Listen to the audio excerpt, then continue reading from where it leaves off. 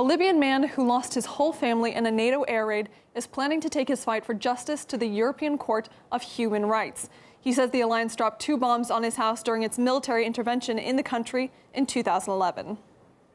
Now we demand that NATO explain why our house and other houses were shelled.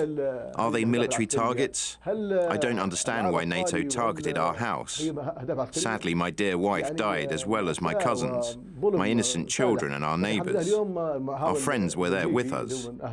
It was a monstrous crime.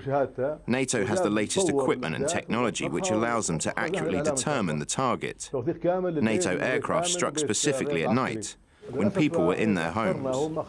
They intentionally hit civilian targets: hospitals, schools, gas stations. They destroyed all the infrastructure. They were killing civilians and destroying civilian infrastructure, apparently knowing there were no weapons there. Here you can see on the map where the NATO attack took place. As Khalid mentioned, 13 people were killed in the bombardment, including 3 children. He says his house may have been targeted because his father was a general who served under Libya's former leader, Muammar Gaddafi.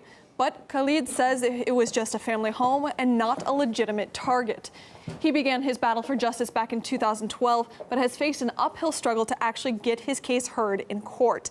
NATO, which enjoys legal immunity in such cases, argues that it had no evidence suggesting civilians were in the house at the time of the strike. However, Khalid says his lawyers have now found a way of challenging the protections afforded to the alliance, and he hopes his case will set a precedent for others who have also lost their families.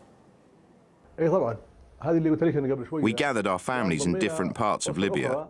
We found a man whose wife, daughter and son, as well as his mother, died during the shelling. There were other families in other cities, a lot of families. We compiled a report on all identified victims after having documented and photographed the materials, so that this case would become a historical precedent.